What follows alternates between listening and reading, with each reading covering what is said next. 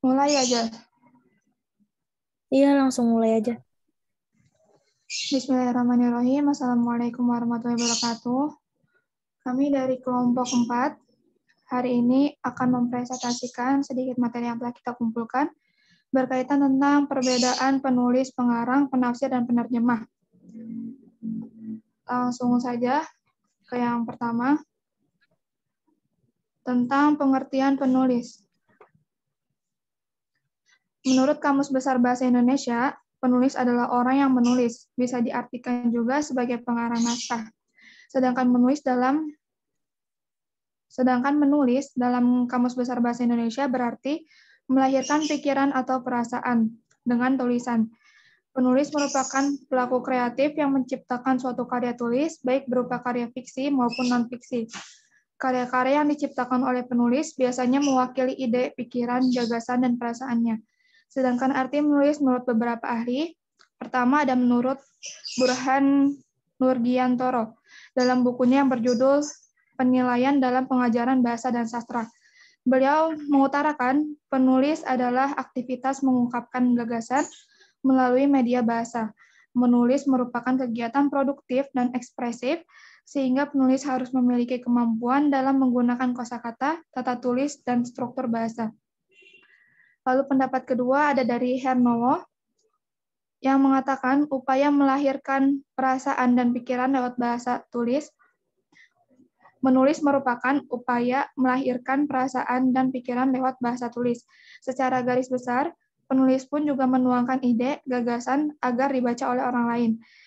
Dan yang ketiga, menurut De Lianggi, dalam bukunya Dunia Karang Mengarang, menulis merupakan kegiatan menulis yang memasukkan beberapa unsur penting dalam menulis. Jadi tidak sekedar menuangkan gagasan saja, akan tetapi juga harus mengikuti unsur lain seperti meninjau dari segi tuturan, wahana, dan tatanan. Lalu ada persyaratan menulis yang harus dipahami dan dikuasai menurut Hernowo. Pertama, memiliki satu kesatuan gagasan. Kedua, menggunakan kalimat yang jelas, tidak menggunakan kalimat yang berambigu. Lalu yang ketiga, tersusun dalam paragraf yang rapih. Keempat, menerapkan kaidah ejaan yang benar. Kelima, menggunakan kosakata yang memadai. Lalu ada pula menurut Susetyo, untuk menjadi penulis yang baik, perlu diperhatikan hal-hal sebagai berikut.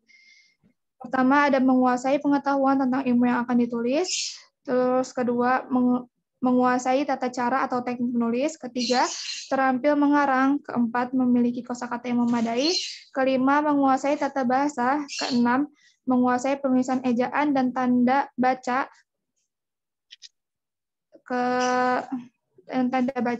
Ketujuh, terampil menyusun bahasa tulisan. Kedelapan, menguasai makna, bentuk, dan golongan kata. Kesembilan, mengenal calon pembaca. Ada pula peran dan tanggung jawab sebagai penulis, yaitu menuangkan ide dan gagasan dalam bentuk tulisan, serta mengembangkannya menjadi sebuah karya untuk dinikmati pembaca. Lalu melakukan penyuntingan naskah bersama editor pada final draft sebelum naik cetak. Lalu memberikan informasi kepada pembaca tentang apa yang seharusnya diketahui dan dipahami pembaca tersebut, dan mengumpulkan bahan-bahan yang akan dijadikan rujukan dalam tema tulisan. Selanjutnya berkaitan tentang pengertian pengarang. Menurut Kamus Besar Bahasa Indonesia, pengarang berarti orang yang mengarang cerita, berita, buku, dan sebagainya. Sedangkan mengarang dalam Kamus Besar Bahasa Indonesia berarti menulis dan menyusun sebuah cerita, buku, sajak, dan sebagainya. Menurut Brian, keterampilan menulis karangan adalah menuangkan buah pikiran ke dalam bahasa tulis melalui kalimat yang dirangkai secara utuh dan jelas, sehingga nantinya dapat dikomunikasikan kepada pembaca dengan berhasil. Begitu pula menurut Widya Martaya, beliau mengatakan, mengarang dapat dipahami sebagai keseluruhan rangkaian kegiatan seseorang dalam mengungkapkan gagasan dan menyampaikan melalui bahasa tulis kepada pembaca untuk dipahami dengan tepat seperti yang dimaksud oleh pengarang. Berdasarkan sifat karangannya, karangan dibedakan menjadi dua jenis, yaitu karangan fiksi dan karangan non-fiksi. Sedangkan berdasarkan bentuk dan tujuannya, karangan dibedakan menjadi 5, yaitu karangan deskripsi, karangan narasi, karangan eksposisi, karangan argumentasi, dan karangan persuasif. Ciri-ciri karangan yang baik yaitu, pertama, jelas dan mudah dipahami oleh pembaca. Yang kedua, memiliki kesatuan yang baik, arti setiap kalimat penjelasnya logis dan mendukung ide utama paragraf. Dan yang ketiga, memiliki organisasi yang baik. Artinya setiap kalimat tersusun dengan urut dan logis. Keempat, efisien dan ekonomis. Keefisienan ini dibutuhkan pembaca agar lebih mudah menangkap isi dalam karangan. Dan yang terakhir, menggunakan bahasa yang mudah dipahami dan diterima oleh pembaca. Lalu selanjutnya ada pengertian penafsir atau mufasir yang akan disampaikan oleh Najia atau Fadilah. Baik, selanjutnya yaitu pengertian penafsir atau mufasir.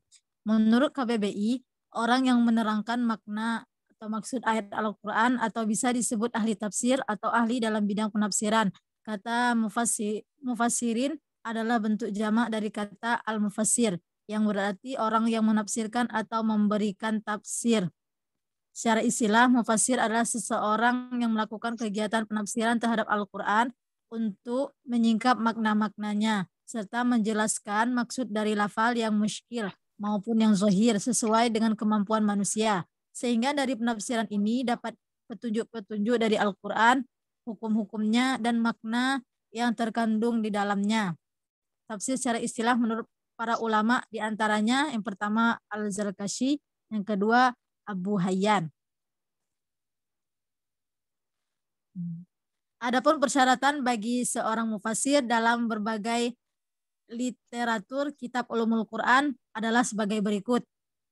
Yang pertama, menurut Syekh Muhammad Hussein Al-Zahabi mensyaratkan seorang mufasir harus mengetahui ilmu bahasa dalam rahasianya, mengetahui adat istiadat dan kebiasaan orang Arab, mengetahui keadaan orang Yahudi dan Nasrani pada saat Al-Quran diturunkan, mengetahui asbab an-nuzul, mempunyai pemahaman yang kuat dan pengetahuan yang luas. Yang kedua, menurut Syekh Mana Al-Qattan, mengisyaratkan seorang mufasir dan tata cara menafsirkan adalah akidah yang benar, bebas dari hawa nafsu, mulai menafsirkan Al-Quran dengan Al-Quran, mencari tafsir dari As-Sunnah, pendapat dari tabila, ingin mengetahui bahasa Arab dengan cara cabangnya, mengetahui pokok-pokok ilmu yang berhubungan dengan ilmu Al-Quran dan memiliki ketajaman berpikir. Yang ketiga, menurut Khalid Asab, syarat bagi seorang mufasir yang hampir semuanya mengenai bahasa Arab yaitu harus mengetahui fikih lughah, hukum kalimah, al-bayan, al-ma'ani, dan al-badi' dan mufassal, am dan khas, dan ilmu qiraat. Menurut Imam Sayuti dalam kitabnya Al-Itqan menyebutkan beberapa jenis ilmu yang diperlukan dalam menafsirkan Al-Quran, yang yaitu ilmu lughah, ilmu nahu, ilmu sorob, ilmu isitiqaq, ilmu balaghah, retorika, metafora, ilmu qiraat, ilmu usuluddin, ilmu usul fiqh, ilmu asbabun nuzul, ilmu nasikh dan mansukh, ilmu hadis, ilmu agama, ilmu sains dan teknologi. Udah. Udah. Lalu selanjutnya ada pengertian penerjemah yang akan disampaikan oleh Kaisa Lutfia. Baik, terima kasih Nashwa. Selanjutnya pengertian penerjemah. Menurut KBBI, penerjemah adalah orang yang mengalihbahasakan atau juru terjemah. Dengan kata lain, penerjemah adalah jembatan yang bisa menghubungkan antara bahasa satu dengan bahasa yang lain. Dalam perubahan bahasa, penerjemah tidak serta-merta memindahkan teks, tapi juga harus tepat dalam pemilihan kata yang sepadan. Hal ini penting agar hasil penerjemahan diterima oleh pembaca teks sasaran. Untuk mendapatkan kesepadanan tersebut, penerjemah harus memahami budaya bahasa sumber dan bahasa sasaran dengan baik. Penguasaan dan pemahaman budaya merupakan salah satu kompetensi penting dalam penerjemahan.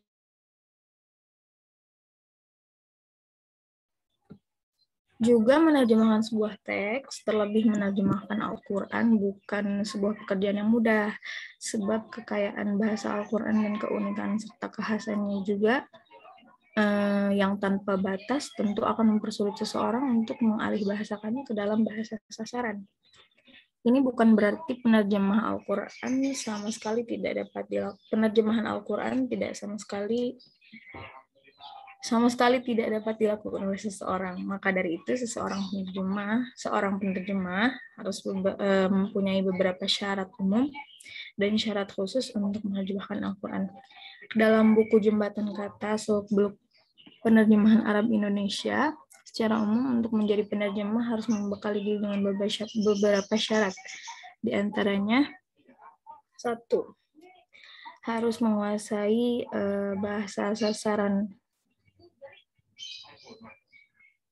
BSU dan BSA, dimulai dari pembendaharaan kosakata, pola pembentukan kata, dan aspek pemaknaan pada masing-masing kata. Yang kedua, harus memahami dengan baik isi teks yang diterjemahkan. 3. Harus mampu mengalihkan ide atau pesan yang terdapat pada BSU. Syarat khusus seorang penerjemah untuk menerjemahkan Al-Quran menurut Az-Zahabi adalah sebagai berikut. Penerjemah Al-Quran harus memenuhi prasyarat yang dikenalkan pada mufasir.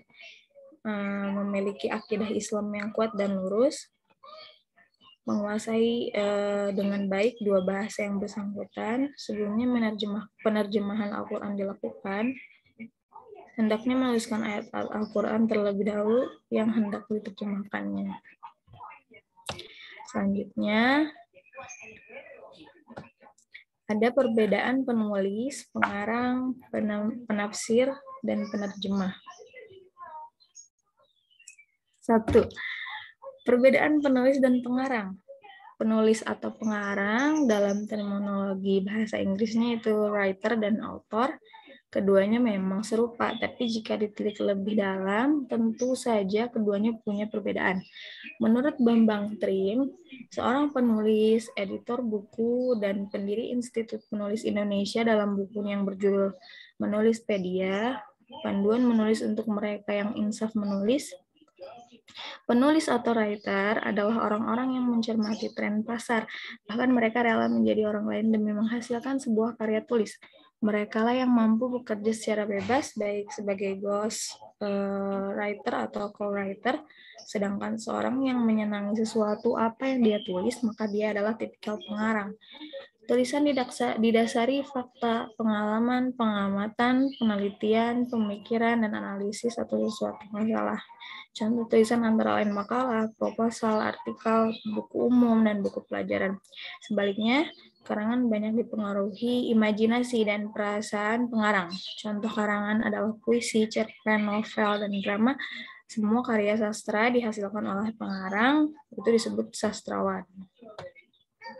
Disebut juga sastrawan. Perbedaan lainnya yakni penulis dapat berkompromi dengan penerbit dan pembaca yang menginginkan suatu karya. Berbeda halnya dengan pengarang yang dengan idealismenya tidak dapat dipaksa untuk menghasilkan suatu karya tertentu. Yang kedua, perbedaan mufasir dan penerjemah. Adapun perbedaan mufasir dan penerjemah dalam pengaplikasiannya ketika menafsirkan dan menerjemahkan Al-Quran, menurut Al-Zarqani terdapat 5 perbedaan antara terjemah dan tafsir. Terjemah bersifat independen dan dari kaidah asal kalimat, hanya cukup menguraikan asal kata dan lain sebagainya. Sedangkan tafsir terikat kepada kaidah bahasa dan dalam menjelaskan lebih bersifat luas. Terjemah tidak boleh terjadi pembuangan kalimat. Berbeda dengan tafsir, mungkin terjadi pembuangan kalimat, bahkan terkadang memang harus terjadi. Terjemah harus memenuhi makna yang dimaksud oleh kalimat, sedangkan tafsir hanya mengacu pada usaha untuk menjelaskan maksud kalimat dari sudut pandang penafsir. Terjemah mengandung makna asli, yaitu apa adanya sesuai dengan makna teks. makna teks, sedangkan tafsir memberikan penjelasan baik itu umum maupun menyeluruh. Yang kelima, makna yang dimaksud penerjemah adalah makna yang asli. Tafsir tidak cukup berhenti pada satu makna, akan tapi kemudian dicarikan penjelasannya.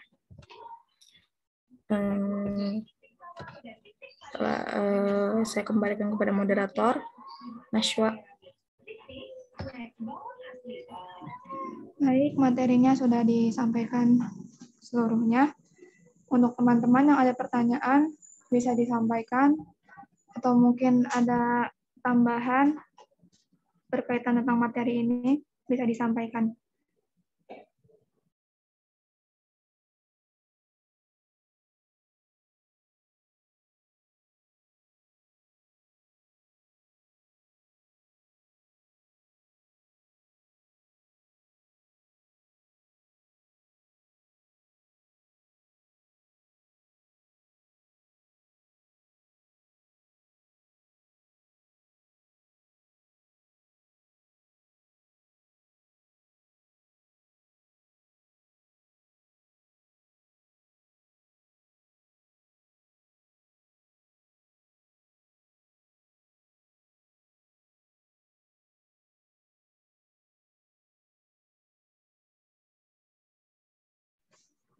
Bagaimana teman-teman? Ada pertanyaan?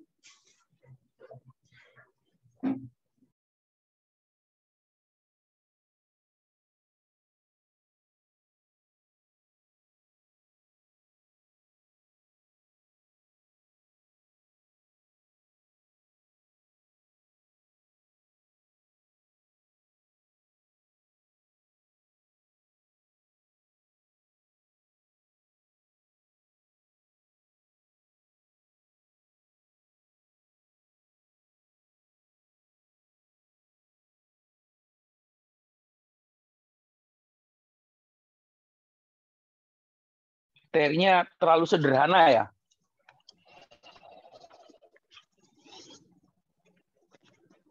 Hanya perbedaan penulis, pengarang, penerjemah, dan penafsir. Sederhana sekali ya. Iya, Pak. Bingung, Pak. Soalnya. Loh, kok malah bingung? Katanya sederhana malah bingung gimana? Maksudnya, ya kan kemarin Nashwa chat Bapak. Harus ada contoh untuk jadi apa sih? Gimana sih Nashwa? Contoh Gimana? Produk. Iya itu Pak. Jadi saya tuh bingung satu produknya tuh maksudnya Iya. Gimana gitu? Produk terjemahan itu seperti apa? Produk penafsiran itu seperti apa? Produk karangan itu seperti apa? Produk tulisan itu seperti apa? Itu kan contoh namanya. Contoh berarti itu contoh bukunya ya. Iya, sampulnya buku. aja gitu ya Pak. Iya bisa buku, bisa apa. Malah, iya. Makanya contoh produk. Produk itu apa artinya produk? Barang. Produk itu sesuatu yang sudah diproduksi, artinya sudah Produksi. jadi. Ya, sesuatu yang sudah dicetak itu namanya produk. Contoh produk. Makanya penerjemah itu secara umum harus detail tentang istilah. Istilah itu langsung dibuka di kamus. Jadi setiap kata itu nanti ditafsirkan. Oh, maksudnya apa sih? Biasanya kan orang Indonesia ya secara umum tidak peka istilah. Dia mainnya rasa saja. Rasa itu kan setiap orang bisa berbeda rasa. Karena setiap daerah, kata-kata yang sama itu bisa mempunyai rasa yang berbeda, mempunyai pesan yang berbeda. Contohnya kata kita, itu antara orang Cirebon, orang Makassar, terus bahasa Indonesia sendiri itu bisa berbeda loh maknanya. Padahal sama-sama kita ya. Jadi kemudian karena kita itu sangat kaya ya, punya ragam bahasa yang banyak, suku bangsa yang banyak, harus ada rujukan utama. Rujukan utama itu bahasa induk. Bahasa induk namanya lingua franca. Lingua franca kita itu bahasa Indonesia, dulu bahasa Melayu. Jadi sempat diusulkan waktu Kongres Pemuda 1928 itu, Muhammad Yamin mengusulkan supaya lingua franca itu bahasa kami bangsa Indonesia berbahasa satu, bahasa Melayu.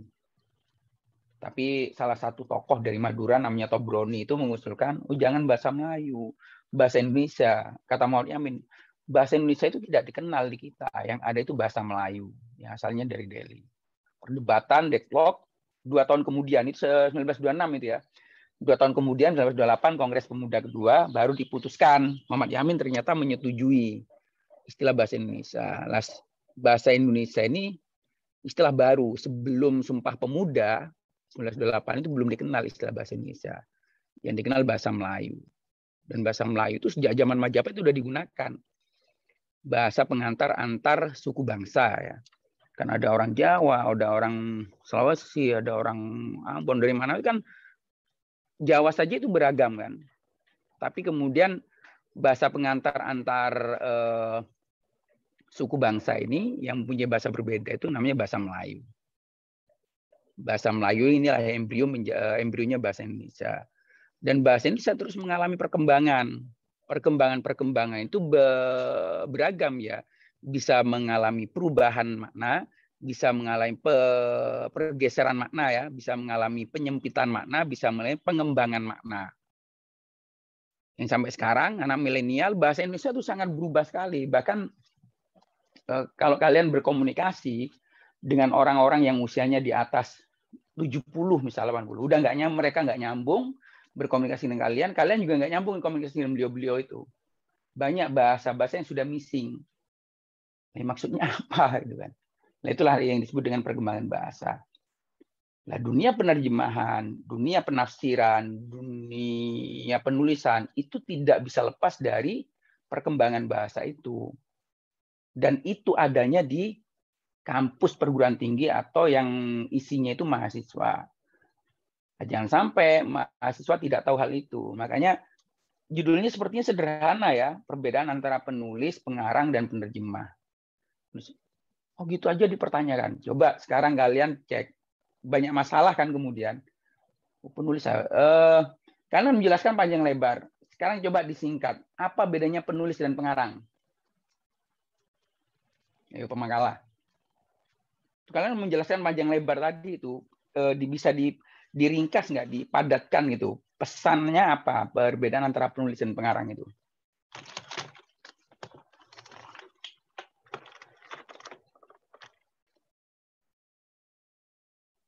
Mana ini orangnya? Gimana Nashwa?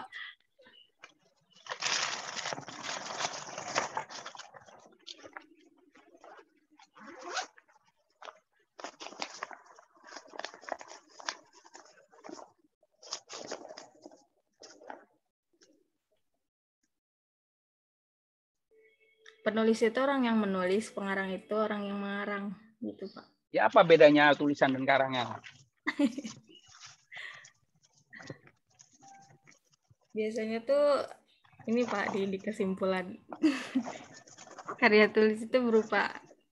Tapi iya sih Pak, agak bingung juga soalnya ada beberapa sumber juga yang bilang katanya sekarang tuh pengarang udah nggak relevan katanya. Jadi banyak di buku tuh mereka mencantumkan diri mereka tuh sebagai penulis. Karena kalau pengarang itu kesannya kayak mengarang gitu kan. Jadi kayak apa nih mengarang gitu. Gitu Pak. Gimana ya? Oh ya kan? Gimana kan aneh kan ya. Kalian menganggap sesuatu itu sepele. Ternyata membingungkan kan. Nah, itu harus duduk persoalannya harus diselesaikan di dalam perkuliahan. Karena ini dunia akademis, harus pasti. Bukan akademistis. Ya, akademistis itu antara pasti dan tidak pasti. Dunia kalian kan dunia antara nyata dan maya, nggak jelas.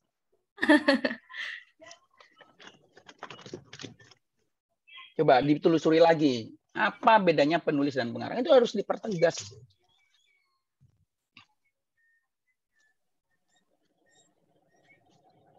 Belum tuntas loh itu ya istilah itu belum clear.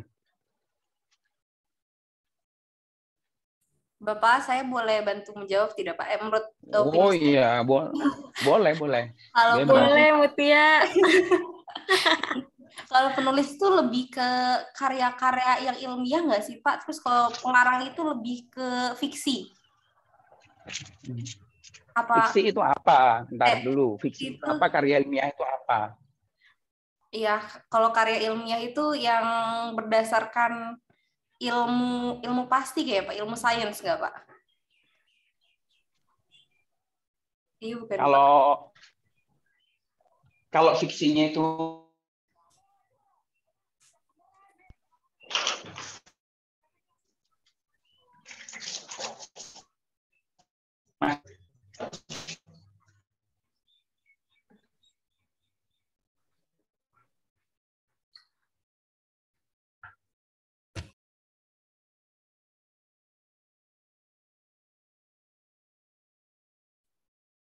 Ini bapaknya kayaknya Kayaknya gimana ya? sinyal deh, iya.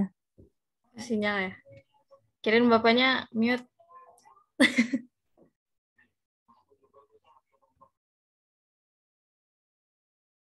Iya, Bapak lock out.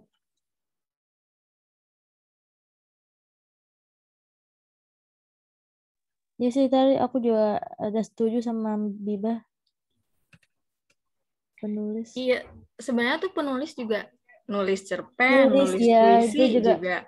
Tapi Tapi mungkin kayak karyanya yang sebenarnya ditulis karyanya itu lebih loh. ke Heeh. karyanya itu, soalnya kan aku suka baca kayak kartun webtoon gitu kan. Nah, dia kan disebutnya tadi author. Tadi kan author pengarang kan di situ. Ya, Penulis itu writer. Nah, kalau aku sering lihatnya tuh author kan pengarang. Berarti kan kayaknya lebih ke fiksi yang fiksi ya. ya aja kayak novel, cerpen. Kalau penulis kan baru dia lebih umum lagi, kayak ada ilmiah gitu.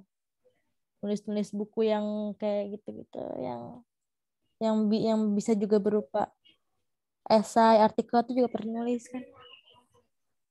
Iya, iya, Tadi iya. setuju kayak gitu. Tadi Bibah Setuju. bilang. Bapaknya keluar ya? Iya, kayaknya. Yang lain gimana deh? Nangkepnya penulis sama pengarang. Ada mungkin beda pendapat, silakan. Neng Astri nih. Kalian ulang tahun ya? Oh iya tuh. Tadi ketagihan dia lihat di notif. Ya, HBD. cari perbedaan. Bapak-bapak. Kalian cari perbedaan antara penulis dan pengarang dan coba dicari cross check di internet apa terserah menggunakan apa kalian mau lihat di buku silahkan. Baru kalian simpulkan, ya. Disimpulkan, terus nanti kalian membuat contoh. Kalau yang tadi saya minta contoh di buku itu contoh produk ya. Nah, sekarang kalian membuat contoh seperti apa bentuk tulisan, seperti apa bentuk karangan, seperti apa bentuk terjemahan, dan seperti apa bentuk penafsiran. Saya kasih waktu 5 menit, mudah-mudahan cukup. Oke, Pak.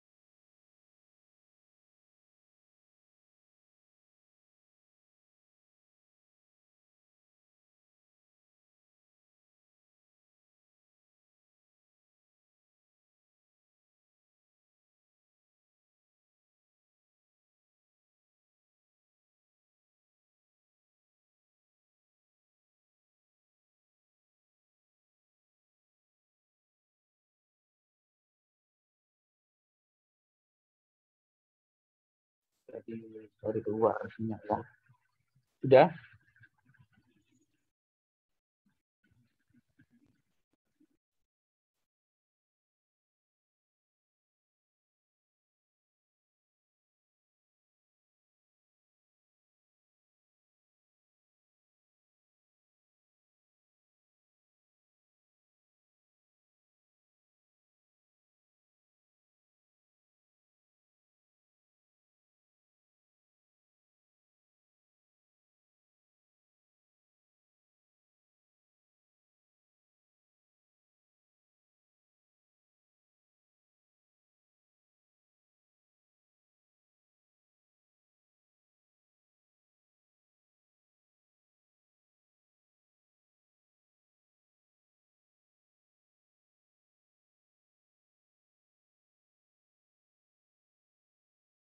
Sudah ada yang sudah?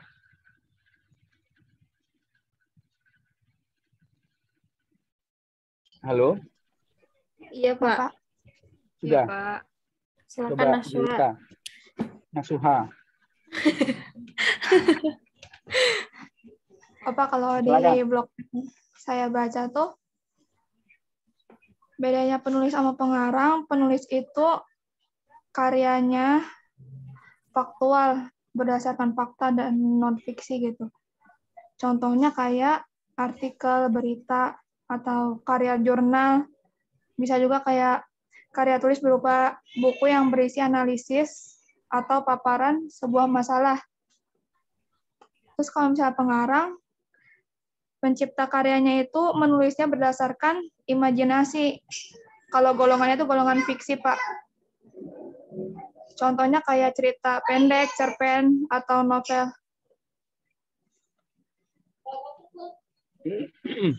Kalau penulis novel atau pengarang novel?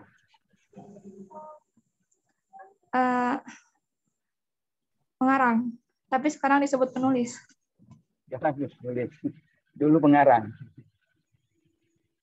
Ya, betul ya. Jadi penulis itu lebih kepada menulis hal yang faktual, nyata, berita, dan pengarang itu lebih kepada makanya karangan, menulis karangan. Tapi pengarang juga bisa disebut sebagai penulis.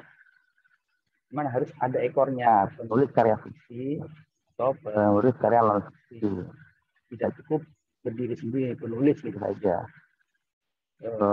Harus ada ekornya. Kalau ekornya berarti tulisan. Kalau pengarang sudah jelas, pengarang itu ya pas non fiksi. Kalau kan karya ilmiah dikarang, sedang mengarang makalah. Tidak masalah juga, tapi isinya makalahnya karangan semua. Gitu. Kayak kalian suka gitu kan, nulis makalah itu nyarang, bukan nulis. Namanya tulisan itu harus berbasis referensi, berbasis juga. Sebenarnya itu dia faktual ya, faktual dan harus berbasis data. Data itu kan udah pernah saya sampaikan, data itu tidak harus data tertulis. Wawancara juga bagian dari data. Data kan nanti ada data primer dan sekunder ya. Kalian wawancara, kalian mengamati, kalian melihat itu juga bagian dari data. Jadi jangan dibayangkan bahwa data itu selalu dari sumber tertulis. Tidak. Kalian mengunjungi suatu tempat, terus kalian menyaksikan kejadian di tempat itu bagian dari data. Semuanya seperti itu. Misal kalian ngambil data dari koran, bukan dari koran. Koran itu kan ditulis berdasarkan apa yang dilihat oleh wartawan itu, atau berdasarkan apa wawancara wartawan. Itu namanya data. Yang disebut yang bukan data itu, contohnya gini, kalian menghayalkan sesuatu, lalu kalian tulis itu tidak bisa disebut data, atau kalian melaporkan sesuatu tidak bisa disebut sebagai data. Maka kemudian tulisan yang benar, tulisan ilmiah itu, setiap paragraf itu harus ada footnote-nya. Kalian harus menyampaikan yang kalian tulis di paragraf itu sumbernya dari mana. Apakah hasil wawancara, apa hasil bacaan kalian, atau hasil pengamatan kalian. Contohnya gini, kalian datang ke asrama ini di pesantren. Terus kalian di situ di pesantren melihat kegiatan, aktivitas mahasiswi Riki ketika di pesantren. Misal malam pada Isa dia ngaji, ya. Itu kalian tulis. Mahasiswi Riki setiap malam Rabu di pesantren Tauhid itu mengaji kitab A, B, atau C di halaman asrama Ruslawa. Itu kalian sumbernya dari mana? Maka di situ dicantumkan berdasarkan pengamatan penulis, berdasarkan kesaksian penulis pada tanggal sekian dan wawancara penulis dengan penulis pastel. Itu namanya data. Jadi tidak bukan berupa karangan. Kalau karangan itu imajinasi saja ya. Tapi yang perlu kalian pahami juga, imajinasi itu juga ada basis dari kejadian nyata. Ada fakta gitu.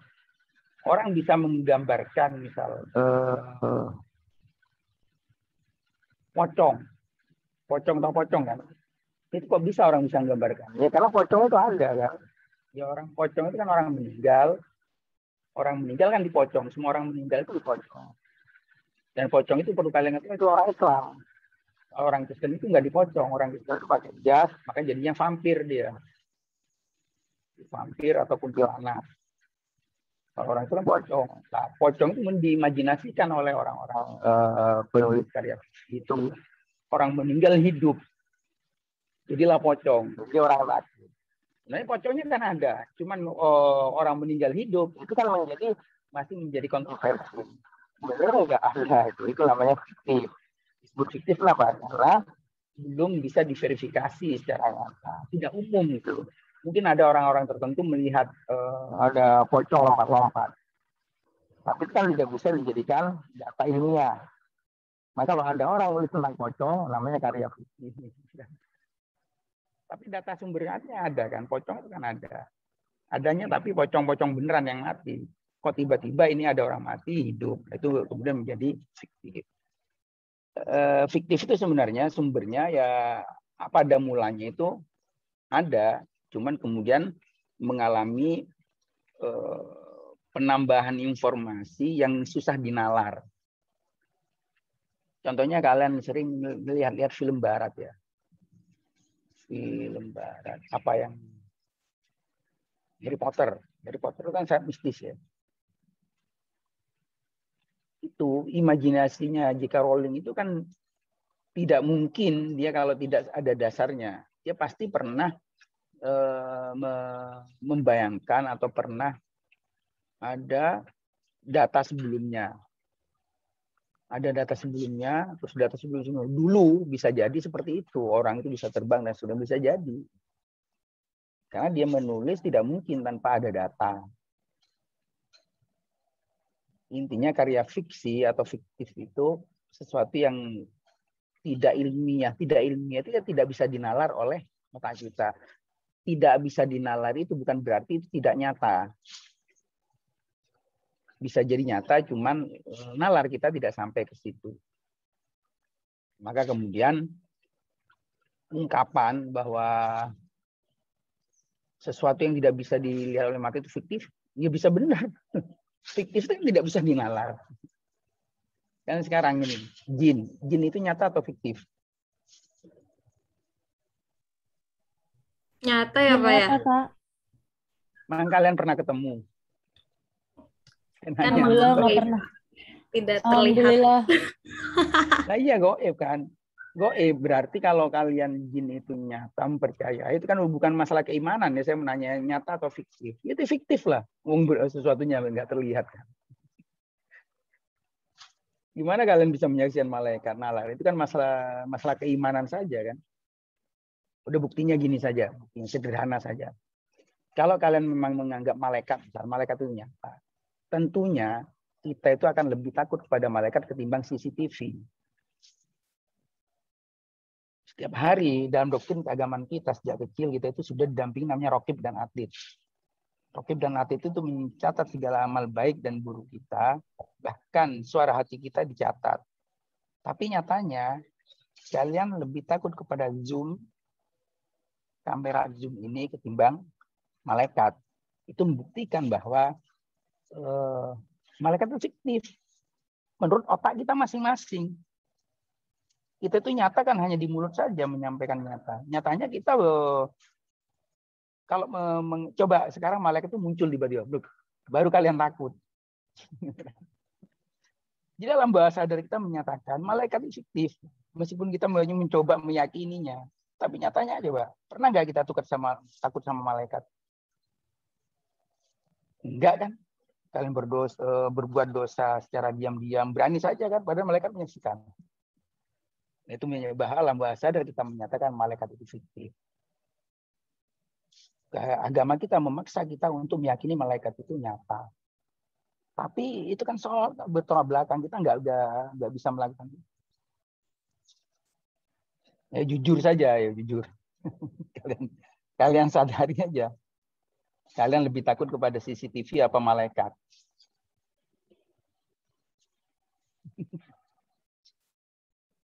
Ya CCTV. Ya, sama bukan hanya kalian, hampir seluruh manusia seperti itu. Hanya level-level tertentu lah yang kemudian benar-benar hanya takut pada level-level tertentu. Ya kalau sekelas kita itu nggak usah ngecap lah. Wah, saya hanya takut kepada Allah. Dari mana? Tidak bisa dibuktikan. Karena alam bawah sadar kita menyatakan sesuatu yang tidak terlihat itu adalah sesuatu yang fiktif. Ya. Padahal yang fiktif itu belum tentu tidak ada. Karena nalar kita tidak bisa menjangkau itu, kemudian kita menyatakan fiktif. Dulu, seandainya handphone ini terjadi pada tahun 1800-an, gitu. Pasti kita menyatakan kalau ini kok ada orang ngomong dengan besi, dengan benda gitu. Saya ngomong dengan benda sendirian, yang diajak ngomong di mana gitu kan. Apa itu nggak tonik? Ternyata setelah ditemukan teorinya, tekniknya, ternyata sangat ilmiah. Jadi sebenarnya sesuatu yang menurut nalar kita tidak ilmiah karena otak kita belum menjangkau hal itu. Dan semua itu sebenarnya ada. Sebenarnya ada, cuma nalar dan otak kita tidak menjangkau. Oleh karena itu kembali ke penulis pengarang, semua bisa dinyatakan sebagai penulis. Kalau sudah pengarang, ya tadi itu, menulis sesuatu yang tidak terjangkau oleh akal kita. Maka disebutnya fiktif. Karya yang tidak nyata, lalu ditulis, ini sebagai kekarangan. Maka ada ungkapan sehari, kamu ngarang itu. Ya kan? Kita menceritakan sesuatu, terus dia nggak percaya, kamu ngarang. Kan? Ada maksudnya. Terus berikutnya penerjemah dan penafsir. Apa bedanya penerjemah dan penafsir? Jadi kan ada penulis, pengarang, penerjemah, penafsir. Kalau penulis dan pengarang tadi sudah ada bedanya, cuman pengarang juga bisa disebut sebagai penulis juga. Maka penulis karya fiksi, penulis novel bisa. Cuman ada tambahan, ya. Ada penulis ada ekornya itu harus dipertegas. Penulis novel atau apa. Penerjemah itu hanya mengalihkan penerjemah bukanlah penulis. Dan penerjemah tidak boleh menjadi penulis, maksudnya tidak boleh menggantikan posisi penulis. Penerjemah itu hanya mengalihkan pesan yang dimaksud oleh penulis dan disampaikan dalam bahasa sasaran. Mengalihkan bahasa sumber ke dalam bahasa sasaran sebisa mungkin mirip pesannya sebagaimana yang disampaikan oleh bahasa penulis. Makanya kalau misal ada penulis, ada penerjemah, berbeda pendapat dengan pengarang, tidak boleh penerjemah mengintervensi lalu mengubah pendapat penulis itu dengan bahasa yang lain. Misal pengarang menyatakan hukum suatu itu haram. Penulisnya penulis kitab menyatakan hukum suatu itu haram. Terus si penerjemah berbeda pendapat. Ini halal seharusnya. Terus dia ubah sendiri. Pesannya itu haram, oleh penerjemahan ditulis halal. Itu kan nggak boleh. yang apa disampaikan oleh penulisnya itu haram, ya kita menyampaikan juga haram sebagai penerjemah. Jadi menyampaikan apa adanya. Kalau mau memberikan kritik atau catatan, dikasih footnote. Menurut penulis, menurut penerjemah, ini adalah halal, alasannya gini. Boleh, nggak masalah. Jadi penerjemah tidak boleh mengubah pesan dari yang dimaksud oleh penulis. Itu mengarang. Ya, masuk penerjemah, penulis dan penerjemah. Malah penafsir. Nah, penafsir juga demikian. Penafsir itu menambahkan informasi. Tafsir itu kan beragam ya. Ada tafsir wajiz, tafsir singkat, ada tafsir yang kompleks ya, tafsir yang lengkap. Tafsir yang lengkap itu biasanya sampai mengurai asal kata. Kata ini berasal dari ini dan seterusnya. Diurai sedetail mungkin, sebanyak mungkin. Bahkan ada yang menafsirkan surah basmalah saja satu kitab, tafsir basmalah, bukan tafsir Fatihah, tafsir basmalah satu kitab. Ada. Itu namanya tafsir. Makanya tafsir itu Al-Qur'annya kan kalau dihitung halamannya rata-rata itu 604 halaman, tapi tafsir itu bisa berjilid-jilid. Tafsir itu bisa 30 jilid. Karena Al-Qur'annya hanya satu jilid. Nah, itu tafsir secara umum. Di tafsir itu menambahkan informasi, mempertegas, memperjelas, bahkan mengurai setiap kata. Tentu saja berbeda. Apakah penafsir bisa juga disebut penulis? Semua bisa disebut sebagai penulis kecuali penerjemah. Penafsir ya bisa, penulis tafsir. Jadi penulis itu umum, penafsir itu spesifik, ya. Terus pengarang juga spesifik. Nah, penerjemah tidak bisa dikatakan sebagai penulis. Penerjemah ya penerjemah. Ya, sampai di sini silakan, nggak ada yang mau didiskusikan. Ustaz, gimana? Ustaz?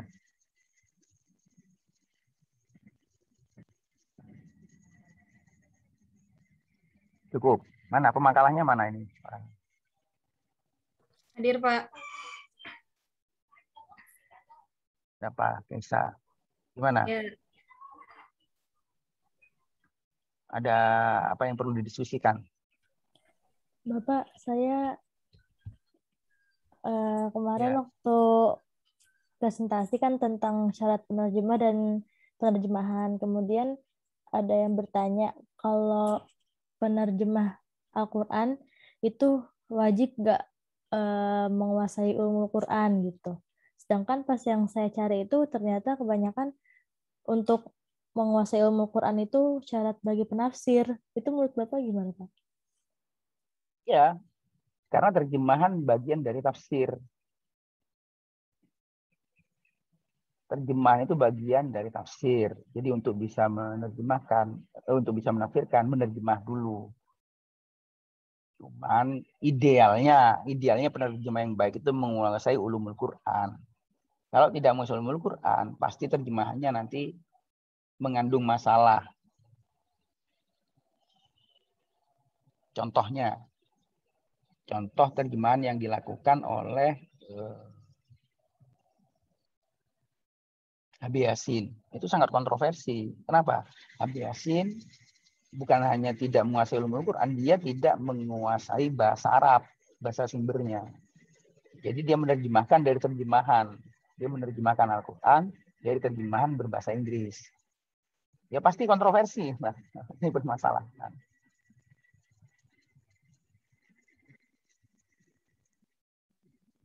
Ya untuk terjemahan yang baik itu kalau ulumul Quran, ya menguasai ulumul Quran di mana dia bisa menerjemahkan pesan-pesan Al-Quran kalau tidak mengerti ulumul Quran.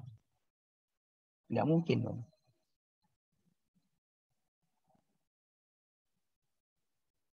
Makanya kemudian terjemahan Al-Quran ditangani oleh kementerian khusus yang menangani Al-Quran di Lajnah Penasihat Mushaf Al-Quran. Yang memang berkumpul di situ para pakar ulumul Quran. Bukan hanya hafal Al-Quran, juga paham terhadap Al-Quran. Secara umum yang saya sampaikan di pertemuan-pertemuan awal, Maka pakar ulumul Quran itu tidak pakar dalam bahasa Indonesia, maka kemudian mengundanglah pakar bahasa Indonesia dari Dewan Bahasa, Pusat Bahasa atau Dewan Bahasa Indonesia. Kolaborasilah beliau ini yang pakar Al-Quran dan pakar bahasa. Jadilah terjemahan Kementerian Agama itu. Dan itu hasil diskusi ya, hasil diskusi. Kalau dulu terjemahan Al-Quran itu secara umum dilakukan secara mandiri pribadi. Jarang yang dilakukan oleh institusi ya, pribadi. Jadi tanggung jawabnya pribadi. Kalau institusi itu agak susah untuk konteks sekarang. Karena kerjanya sambil lalu. Ya. Tanggung jawab ilmiah untuk masyarakat akhir zaman itu agak susah dulu. Kalau dulu ya, misal orang ditugasi untuk menjadi penerjemah Al-Quran, itu fokus, dia tidak melakukan apa-apa, kecuali hanya di situ.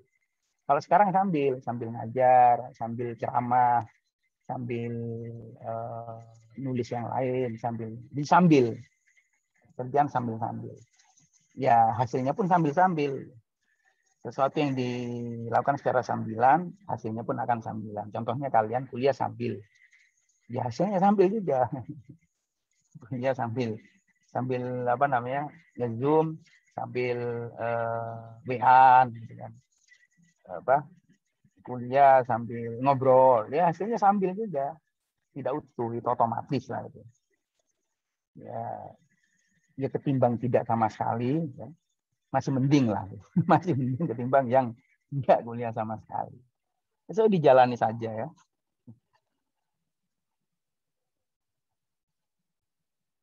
Oke, ada lagi, Esa. Jadi kalau sudah pendapat itu, apakah wajib atau enggak, selalu ada perbedaan. Oh enggak, tidak harus dan seterusnya. Hanya saja idealnya seorang penerjemah Al-Quran itu harus memahami ulumul Quran juga. Kalau tidak, ya tentu dia tidak memenuhi standar terjemahan yang baik. Syarat-syarat penerjemah yang baik tidak memenuhi. Kualitasnya tentu saja akan berbeda dengan orang yang menguasai ulumul Quran. Dia pasti berbeda.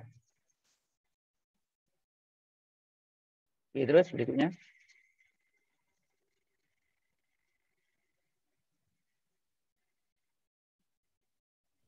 Gimana teman-teman? Masih ada yang kurang difahami atau mau ada yang diskusiin lagi? Masalah-masalah hidup biasanya nih. Masalah hidup kalian. Hidup penuh masalah. Kayak kemarin lagi kan seru, Pak. Apa? Ngobrol-ngobrol kayak kemarin. Ini yang tinggal di daerah Pacitan siapa?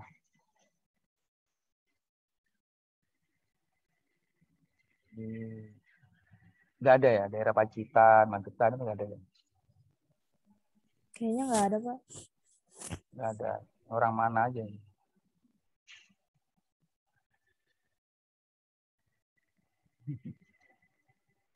Di daerah-daerah apa?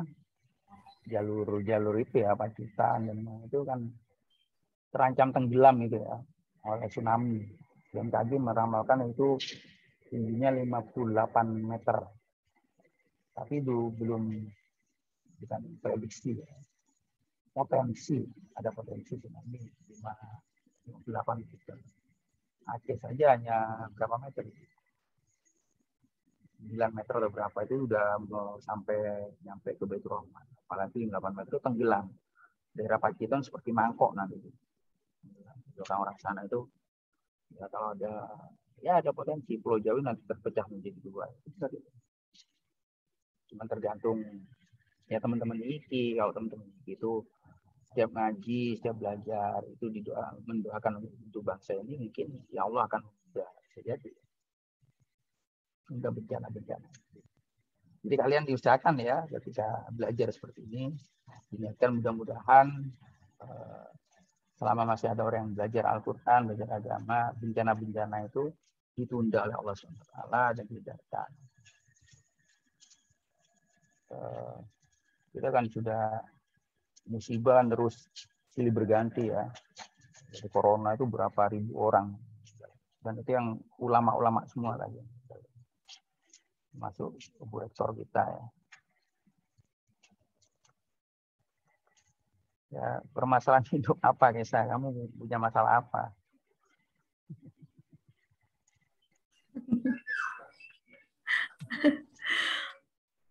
Oh. Neng Astri itu Pak, Neng Astri.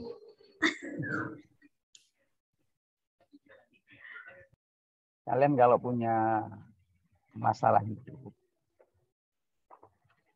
faktornya itu gini, karena manusia itu seringkali merasa dirinya itu mampu untuk menyelesaikan masalahnya sendiri. Tidak ada ya. Manusia itu jangan pernah merasa dirinya bisa menyelesaikan masalah.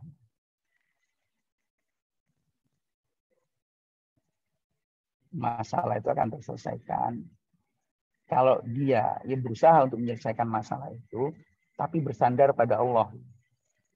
Jangan bersandar pada diri sendiri. Kenapa? Kalau orang menyelesaikan masalah berdasarkan pada sendiri, itu masalahnya tidak akan selesai. Muncul masalah baru. Masalah yang selesai muncul masalah baru. Tapi kalau masalah itu diselesaikan sambil bersandar pada Allah, dia akan selalu dibarengi dengan ketenangan, rasa tenang. Didampingi rasa tenang. Masalah itu selesai nggak selesai gitu selalu tenang saja. Kalau udah tenang berarti orang tidak punya masalah. Makanya disebutnya ya ayatul nafsul mutmainnah. Mutmainnah apa? Jiwa yang tenang. Nah itu tidak punya masalah. Kalau jiwa yang tidak tenang itu jiwa yang penuh masalah. Itu karena itu. Karena faktornya dia merasa atau menganggap bahwa masalah itu bisa dia selesaikan tanpa ada ketergantungan pada Tuhan. Padahal Allah Samad. Allah itu tempat bergantung. Allah Samad. Dia menggantungkan dirinya kepada makhluk. Baik dirinya sendiri, pada orang lain. Ya masalahnya tidak akan pernah selesai. Bukan berarti terus kita menjadi jabariyah ya. Menjadi nihilisme. Terus tidak mau melakukan apa, bukan. Kita berikhtiar melakukan sesuatu, tapi jangan menganggap ikhtiar kita itu akan menyelesaikan masalah, bukan. Ikhtiar kita lakukan, cuman itu disandarkan pada Allah, hasil dan tidaknya. Itu maka karena akan tenang. Maka orang yang tenang itu tidak akan pernah merasa kehilangan, tidak akan merasa pernah kekurangan, ya biasa saja itu. Motornya hilang, ya biasa saja. Terus pacarnya diambil orang lain, ya biasa saja. Bisa cari pacar yang lain. Putus ditinggalin pacarnya biasa saja. Barangkali itu lebih baik kan. Jadi itu sebenarnya kalau sudah mencapai tahapan itu kalian tidak akan punya masalah. Ya masalah mungkin muncul biasa ya, tapi itu pada benturan pertama saja. Tek, gitu aja. Setelah itu ya udah mau diapakan. Kalau kalian meratapi permasalahan yang kalian hadapi, itu namanya kalian membuat masalah baru. Apakah ratapan kalian itu bisa menyelesaikan masalah? Tidak, justru menambah masalah. Itu yang harus disadari. Kalian punya masalah. Uang hilang. Gak usah banyak-banyak. Uang hilang 100.000. Terus kalian mencari-cari. Itu nambah masalah. Mencurigai orang pertama kali. Tapi saya taruh di sini pasti dia. Itu nambah masalah kan namanya. Sampai terucap. Jangan-jangan itu udah nambah masalah ketiga. Jadi masalah akan lahir terus. Coba kalian. Ya udah, dan membuang takdir saya. Selesai udah. Uang hilang. Kecuali kalian bisa mengidentifikasi. Oh, sepertinya saya lupa di sini. Bisa. Tapi kalau meratapi berhari-hari kalian justru nambah masalah. Kalau selesai udah selesai enak kan. Masalahnya hilang. Uang hilang tapi masalah hilang. Tapi kalau kalian menelusuri, itu nambah masalah. Masalahnya nggak hilang. Terus nambah masalah baru. Sebenarnya pola berpikir, cara berpikir di situ. Agama sudah memandu ya. Agama sudah memandu. Dari yang panduan di Al-Quran ada, panduan secara contoh ada. Rasulullah memberikan contoh seperti itu. Berikhtiar, tapi ikhtiarnya jangan disandarkan pada diri sendiri, ikhtiarnya selalu disandarkan pada Allah. Kita mencari, tapi jangan sama anggap pencarian kita itu akan menghasilkan. Nggak usah. Cari saja. Berikhtiar. Ya, itu cara menghadapi masalah ya. Karena anak milenial itu beribu masalah. Dulu saya informasi sebelum ada handphone. Itu sehari itu satu informasi. Maka informasi itu melekat. Sekarang itu sehari bisa ribuan informasi. Dan ribuan informasi, kita sibuk memilih mana informasi yang bisa kita konsumsi. Akhirnya tidak ada satupun yang bisa kita konsumsi. Semuanya sampah. Jadi sampah berkeliaran di otak kita tiap hari. Masuk telinga kanan, masuk telinga kiri, kadang berputar-putar dulu di otak kita, ada yang mempengaruhi, ada yang tidak. Itu isinya sampah semua. Kalau dulu masalah kita itu nggak ada, kenapa sedikit masalah? Karena informasi yang kita dapat itu sehari cuma satu, dan itu informasinya sangat bermanfaat. Ya, kalian menurut saya hebat ya, anak milenial, anak-anak hebat. Ya.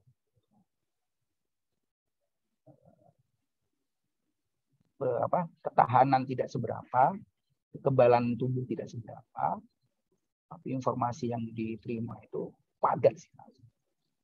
Kalian tidak stres saja, untung. Kalau kita lihat di lapangan, banyak sekali anak stres. Ciri-ciri orang stres itu ketawa-tawa nggak jelas, ketawa-ketawa sendiri. Kan dilihat di handphone ketawa sendiri kan stres sendiri. Ada yang ngajak bicara, kayak saya ini. Dilihat orang lain kayak orang stres, ngapain saya ngomong sama benda itu. Kayak orang gila gitu aja. Udah zamannya.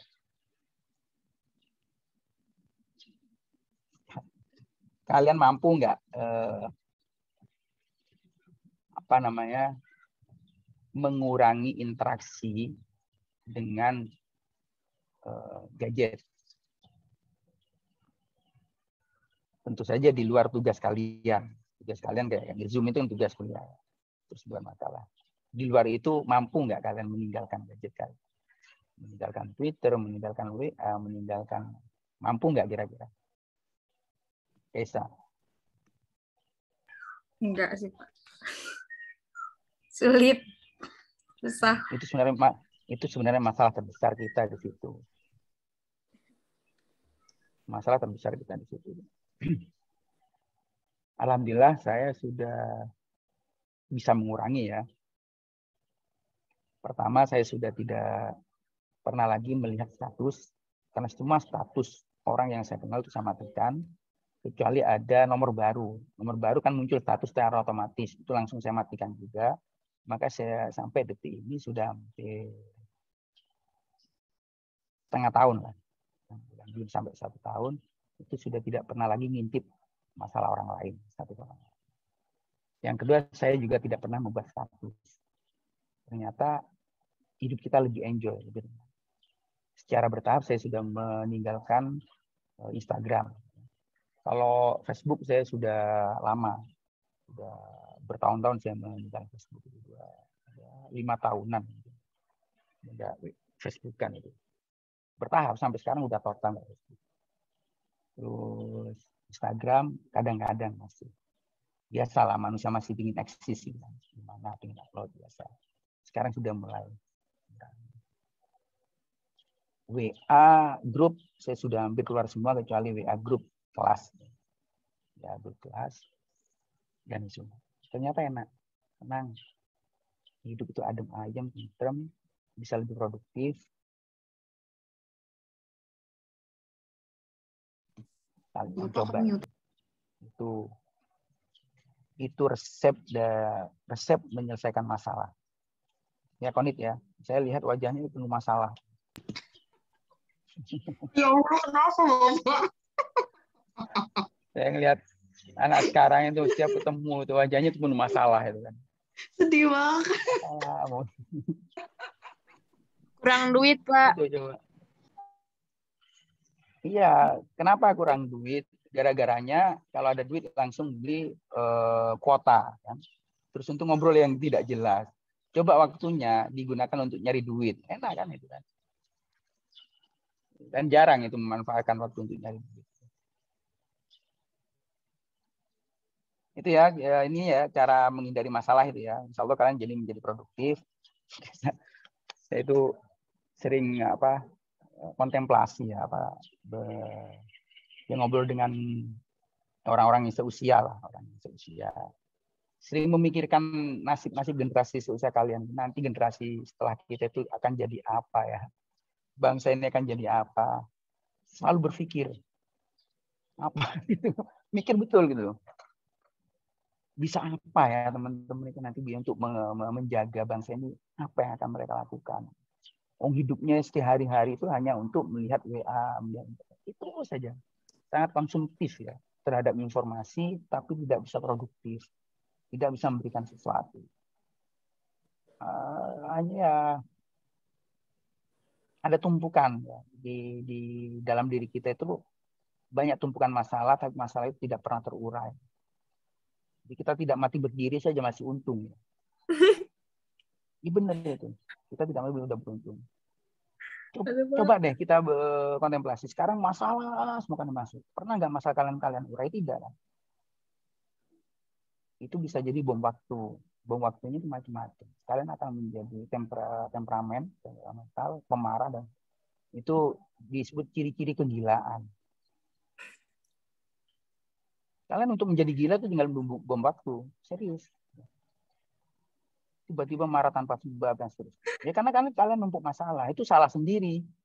Diajak, ayo hentikan handphone. Nggak bisa. Itu sudah bagian dari diri saya. Itu kan masalah tersendiri. Jadi psikologis kita itu sudah terserang. Kita harus mengakui kalah. Sebenarnya kita itu kalah. Orang Jepang, orang banyak. Itu nggak ada ceritanya orang megang handphone kayak kita. Yang dia pegang itu buku. Ada buku.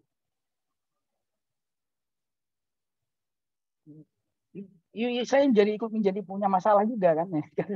Berhadapan dengan generasi seusia kalian itu kan ikut berpikir juga.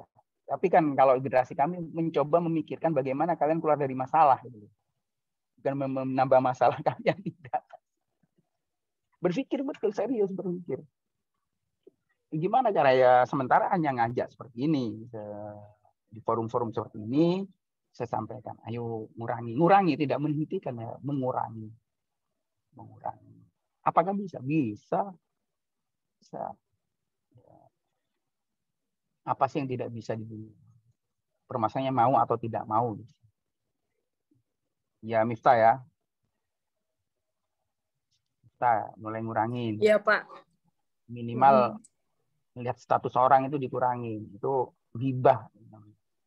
Tanpa sadar diri kita menggibahi, bukan menggibah. Kita kalau lihat status orang, kalau orang itu sedih, kita kadang bangga, kadang ikut sedih, macam-macam orang tidak suka. Itu merusak jiwa kita sebenarnya. Jadi kejiwaan kita itu udah diserang, kita udah serang. Ya kita yang saya sampaikan tadi, tinggal nunggu bom waktu kita untuk menjadi gila. Untungnya kita lahir dalam kondisi Islam. Kalau tidak kita udah banyak yang bunuh diri.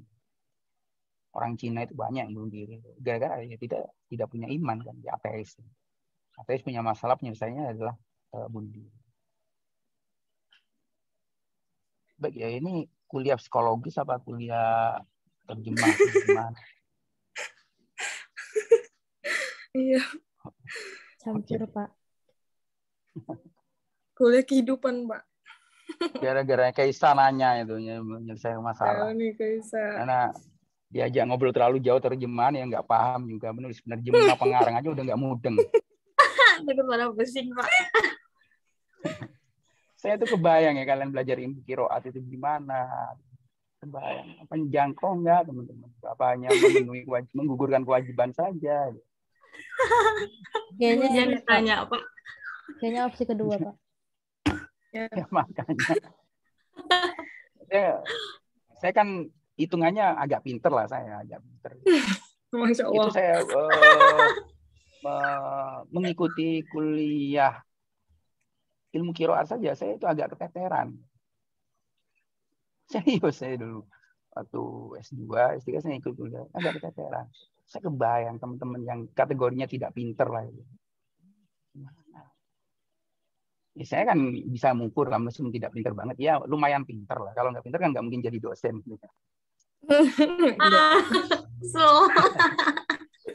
Ya Pak ya. Ya mah. Terus nggak pinter jadi dosen, mahasiswanya gimana? Itu saja saya belajar qiraat aja keteteran.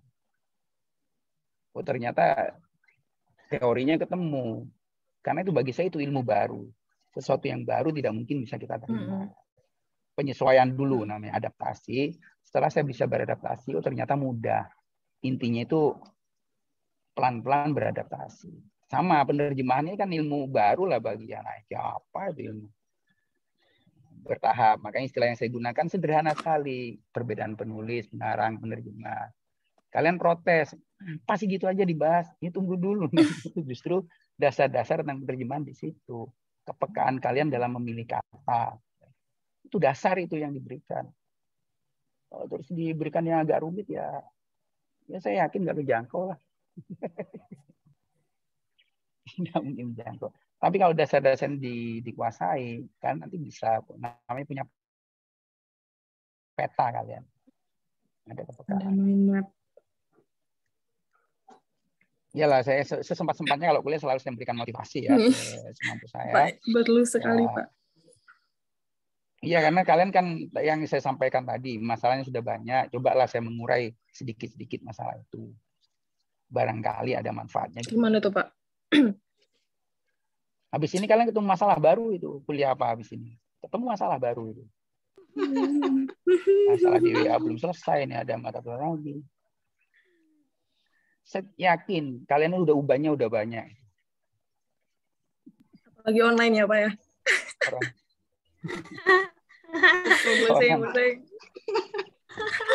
Karena ya orang punya masalah itu ubannya jadi rambutnya itu memutih ya, lebih cepat tua maksudnya.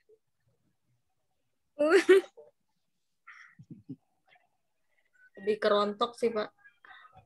Sinar wajahnya ya, hilang biasanya. Iya tuh.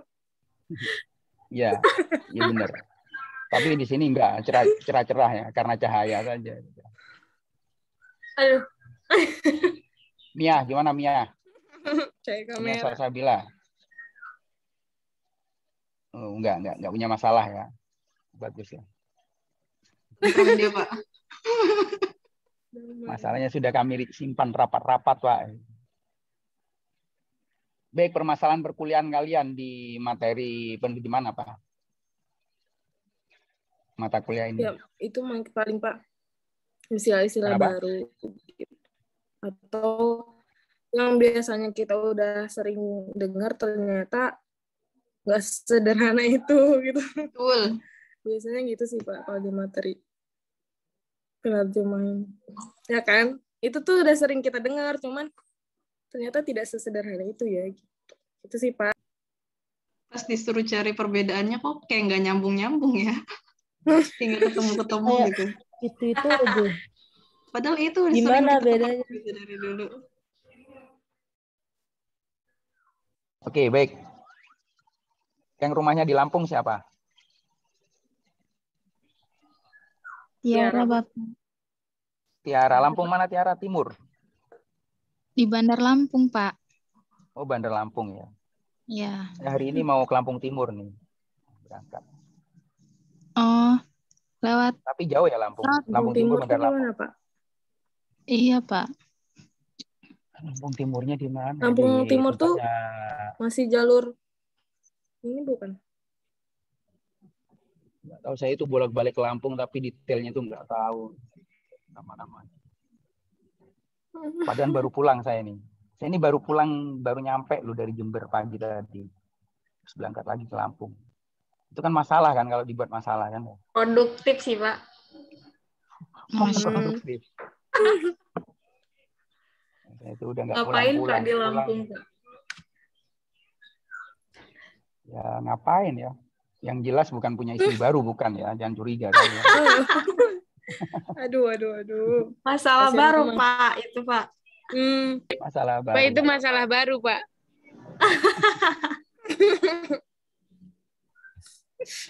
Baru dari Jember kemarin. Siapa yang rumahnya Jember? Baru dari Jember. Bayangin coba. Pulang tadi, nyampe sini menjelang subuh. Ini jam 9 lewat. Sebentar lagi udah harus berangkat ke Lampung. Sampai Kamis. Kamis langsung berangkat ke Ciamis. Itu kalau kita buat masalah kan masalah itu ya sebenarnya. Tapi alhamdulillah ya udah 5 tahun ya saya menjalani ini. Enjoy saja, itu asik-asik saja, bukan, dan tidak menjadi masalah. Bahkan yang saya rasakan permasalahan-permasalahan yang selama ini menurut saya masalah itu terselesaikan dengan sendirinya. Ternyata rumusnya, Kong, ada, bentar ya, tunggu sini. Ternyata rumusnya, pertama, kita tadi itu jangan menganggap kita bisa menyelesaikan masalah secara pribadi, tidak boleh. Kita harus menyandarkan pada sama Allah. Jadi kita menyelesaikan masalah, cuman jangan bersandar pada kemampuan kita. Kita ikhtiar, tapi ikhtiar kita jangan disandarkan pada kemampuan kita. Yang kedua, kalau yang ingin cepat permasalahan kita selesai, bantulah orang lain. Meskipun kalian punya masalah. Jangan punya pola pikir, menyelesaikan masalah sendiri aja kok membantu menyelesaikan masalah orang lain. Jangan pola pikir yang keliru. Itu namanya pola pikir kapitalis, individualis. Karena Tuhan sudah mengajarkan, irhamu man fil ardi yarhamukum man fis sama. Kalian kalau membantu menyelesaikan masalah orang lain, yang akan menyelesaikan masalah kita itu Allah Subhanahu wa taala melalui para malaikat. Itu konsep agama yang harus kalian pahami. Kenapa? Kita itu makhluk sosial. Kalau setiap orang berusaha menyelesaikan masalah sendiri baru misalnya masalah orang lain, itu tidak akan selesai masalah. Itu hukuman sebenarnya bagi manusia. Tapi kalau orang membantu menyelesaikan masalah orang lain, masalahnya sendiri akan selesai. Itu otomatis. Allah sudah memberikan informasi itu melalui Rasulnya, melalui Nabi. Tapi kita ya tadi itu, dasar kita itu terlalu fiktif menganggap sesuatu yang gaib. Menganggap Tuhan sebagai fiktif, malaikat fiktif, semuanya fiktif. Ya, itu kan ini anggapan kita. Sadar atau tidak sadar kita menganggap itu fiktif. Badan itu nyata, Neng. Malaikat itu nyata. Tuhan itu nyata. Ada, Allah ada. Kenapa kita tidak percaya dengan firman-firmannya? Ya, Rasulullah itu ada. Kenapa kita tidak percaya pada hadis-hadis? Malaikat itu ada, rokipat itu ada. Kenapa kita kok lebih takut pada CCTV ketimbang malaikat rokib dan aktif? Karena akhir itu ada, nyata. Kayaknya akan ditanya nanti. Karena akhir itu tahu dari mana dosa-dosa kita. Ya dari rokib aktif, dia yang memberikan informasi. Bukan akhir itu dulu waktu kuliah itu sok bolos itu. Udah jangan langsung diproses secara mudah. Dipertanyakan. Itu ada semua. Oke, insya Allah selesai ya. Masalah-masalah itu selesai kalau kita akan membantu menyelesaikan masalah orang lain. Masih ada waktu. Pekan depan siapa? Kuliahnya siapa? Yang punya jadwal siapa minggu depan?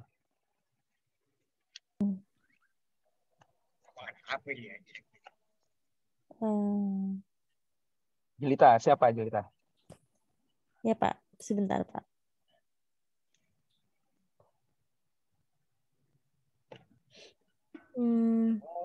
Sebentar lagi UTS loh, nggak tahu-tahu kita udah UTS. Setelah UTS baru kita praktek terus ini.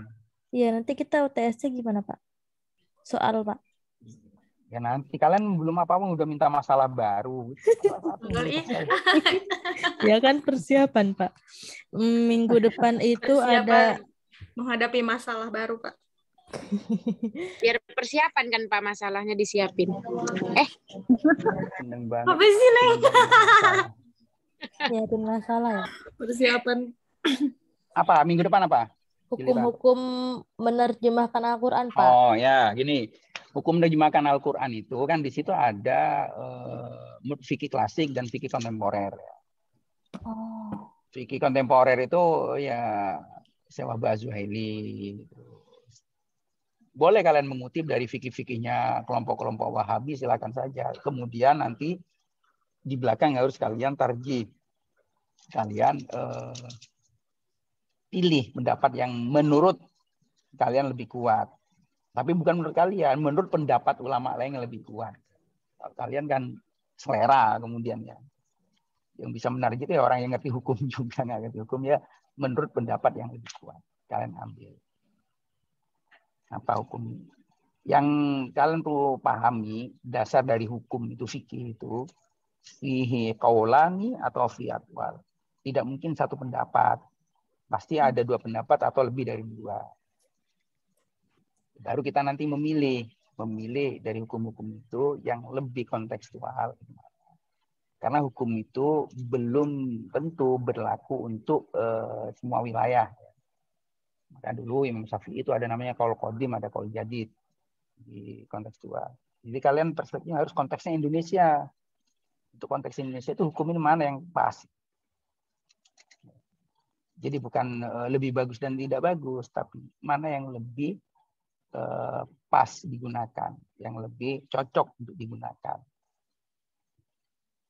Seperti itu dasarnya ya. Nanti di perbandingan antara fikih klasik, fikih kontemporer itu seperti apa.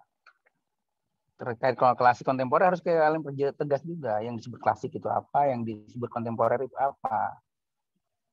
Harus mulai belajar detail. Insya Allah kalau kalian udah detail seperti itu, nanti kalian nulis skripsi itu mudah. Mudah sekali. Udah terbiasa dengan istilah. Nah, biasanya dosen-dosen penguji itu menanyakan hal yang sederhana. Maksudnya klasik apa? Kelabakan kalian ditanya seperti itu. Kalau kita tidak terbiasa melihat konfirmasi di kamus. Wanita ya? Pak. Sudah. Baik ya, sampai selamat mempersiapkan masalah berikutnya. Berikutnya kalian akan ada masalah baru. Saya jumpa pekan depan insya Allah dengan hukum menerjemahkan Al-Quran, peninjauan fikih klasik dan kontemporer. Semakin detail kalian merumuskannya bagus. Itu pernah dibahas dalam Basul Masail, pernah ya. Buku-buku terbitan Lirboyo, buku terbitan ada itu. Ada Masail Qur'aniyah itu ada. Kalau di internet juga banyak, dibahas di mana Auton misal. Banyak di Mabais Filumil Quran itu ada. Cari aja di internet, silakan. Bebas kalian referensi dari mana, sumbernya dari mana. Yang penting kalian menggunakan referensi itu secara tepat. Bukan ngarang. Yang penting kalian tidak ngarang. Sampai jumpa kan insyaallah. Wallahul muwaffiq. Assalamualaikum warahmatullahi wabarakatuh. Waalaikumsalam. Waalaikumsalam warahmatullahi wabarakatuh. Terima kasih banyak Pak. Terima kasih, Pak.